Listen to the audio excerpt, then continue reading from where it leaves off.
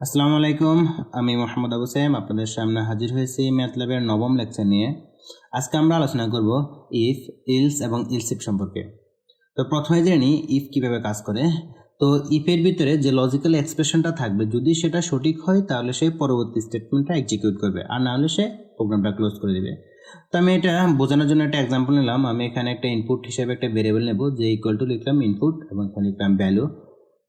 তারপরে আমি এখানে দেখাবো যে এটা যদি 10-এর চেয়ে ছোট হয় তাহলে সে আমাকে একটা জিনিস ডিসপ্লে দেখাবে। তো আমি এখানে লিখলাম যে if A is less than 10, অর্থাৎ এটা যদি 10-এর চেয়ে ছোট হয় তাহলে এই ইফ স্টেটমেন্টটা কাজ করবে। তো আমি স্টেটমেন্ট হিসেবে পরে লিখলাম যে ডিসপ্লে এ ইজ স্মলার, অর্থাৎ এটা হচ্ছে ছোট। তারপর ইন্ট, আমি এখন এটাকে রান করি।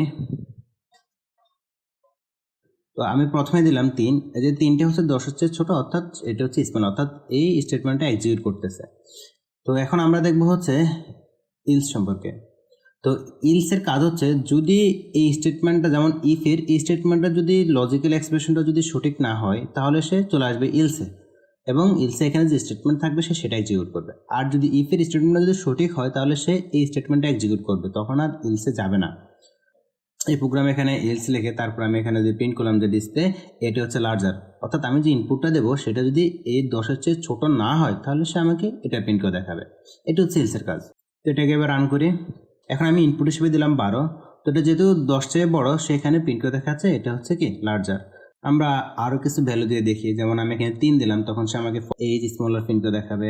তারপর আমি যদি এখানে 23 দিই অর্থাৎ সে আমাকে এখানে দেখাবে এটা হচ্ছে লার্জার। কিন্তু এখন সমস্যা হচ্ছে, আমি এর চেয়ে ছোট হলে দেখালাম এ ইজ স্মলার, আর এর চেয়ে বড় হলে দেখালাম এ ইজ লার্জার। যদি এর সমান হয় তখন সে আমাকে দেখাবে ইজ ইকুয়াল টু 10। তো তার জন্য আমাদের যে কাজটা করতে হবে সেটা হচ্ছে ইলসিফ। তো ইলসিফের কাজ হচ্ছে, আমি ইলসিফের ভিতরে যে লজিক্যাল এক্সপ্রেশনটা দেবো যদি সেটা সঠিক হয় তাহলে সে তার পরবর্তী স্টেটমেন্টগুলো এক্সিকিউট করবে, আর যদি না হয় তাহলে সে এখানে এক্সিকিউট করবে না, অর্থাৎ সে ইলসে চলে যাবে।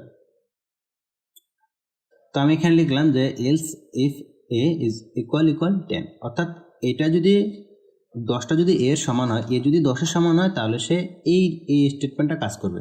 তো আমি লিখলাম যে display A is equal to 10, অর্থাৎ এটা হচ্ছে 10-এর সমান।